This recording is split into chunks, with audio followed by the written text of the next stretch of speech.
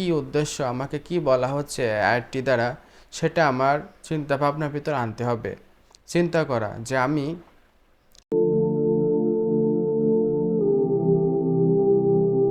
আসসালামু আলাইকুম রহমতুল্লাহি আবরাকাতু।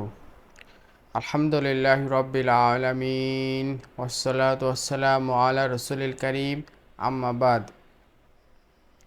আপনারা হয়তো জেনে থাকবেন যে আমি গত ভিডিওতে একটি বিষয়ে আলোচনা করেছিলাম, আর সেই বিষয়টি ছিল সূরা কি, সূরা কাকে বলা হয় সে সম্পর্কে আমরা বিস্তারিত কিছু আলোচনা করেছিলাম। আজ আমরা ইনশাল্লাহ আলোচনা করতে চাচ্ছি যে সূরা দিয়ে আমরা কি করব, আর সূরা কী কারণে নাজিল করা হয়েছে এবং সূরা আমাদের কি উপকারে আসতে পারে, সেটা হচ্ছে মেইন বিষয়। দেখুন, আল্লাহ সুবহানাহু ওয়া তাআলা কোরআনুল মাজিদকে একটি মাত্র উদ্দেশ্যে নাজিল করেছেন, সেটা হচ্ছে মানব জাতির, আমরা যে মানব জাতি, আমাদেরকে পথ প্রদর্শন করার জন্য।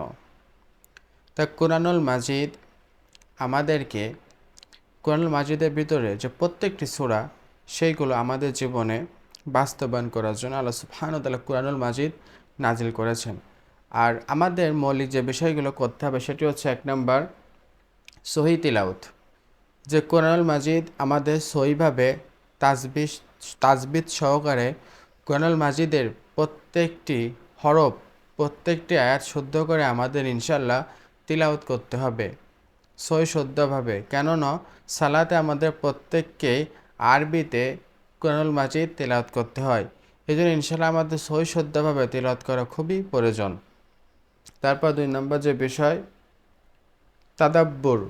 তাদাব্বুর গভীর চিন্তা ভাবনা করা, যে গতানুগতিক আমি কোরআনুল মাজিদ মুখস্থ করলাম। হ্যাঁ, মুখস্থ করা আলহামদুলিল্লাহ খুব ভালো একটি কাজ। তো কোরআনুল মাজিদ মুখস্থ করে আমি কোরআনুল মাজিদ দ্বারা কি উদ্দেশ্য, আমাকে কি বলা হচ্ছে আয়াতটি দ্বারা, সেটা আমার চিন্তা ভাবনার ভিতর আনতে হবে। চিন্তা করা যে আমি যে আয়াতটি পড়লাম সেই আয়াতটির বাংলা অনুবাদ আমি পড়ব, এবং ইনশাল্লাহ সেটা নিয়ে আমি বেশি বেশি চিন্তা ফিকির করব যে আমার জীবনের সর্বক্ষেত্রে কোরআনুল মাজিদের এই আয়াতটি বাস্তবায়ন করার জন্য আমার কি কি পদক্ষেপ গ্রহণ করতে হবে, ইনশাল্লাহ সেটা চিন্তা ভাবনা করা। 3 নম্বর আমল বাস্তবায়ন। এই যে আপনি চিন্তা ভাবনা করবেন, চিন্তা ভাবনা করার পর আপনার ইনশাল্লাহ জীবনে প্রত্যেকটা কাজ করার পূর্বে সেটা বাস্তবায়ন করতে হবে আমলের মাধ্যমে।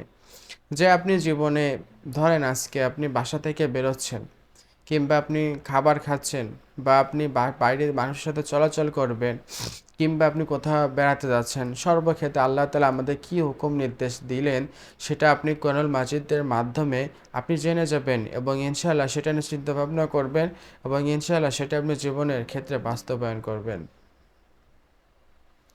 এবং 4 নাম্বার যে সালাতে, আমরা সবাই কম বেশি সকলে অবগত আছি যে প্রত্যেকেরই জন্য সালাতে কোরআনুল মাজিদ তেলাওয়াত করতে হয়। তা আমরা ইনশাল্লাহ কোরআনুল মাজিদের আয়াতগুলো মুখস্থ করে ইনশাল্লাহ সালাতে দাঁড়িয়ে তিলাওয়াত করব, একমাত্র আল্লাহ তাআলার সন্তুষ্টির জন্য।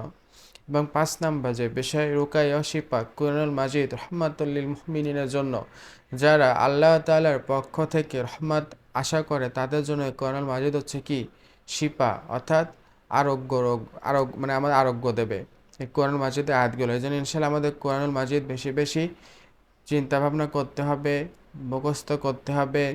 চিন্তা ভাবনা করে ইনশাল্লাহ সেটা জীবনের প্রত্যেকটা ক্ষেত্রে বাস্তবায়ন করতে হবে।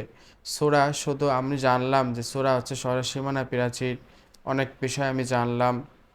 হ্যাঁ, সূরা যেমন একটি শহরের ভিতরে সূরা যেমন অনেক ধরনের সামগ্রী থাকে, মানুষের নিত্য প্রয়োজনীয় জিনিস, তো কোরআনুল মাজিদের মাধ্যমে আমাদের জীবন নিত্য প্রয়োজনীয় সব কিছু এটি একটি সূরার ভিতর রাখা হয়েছে।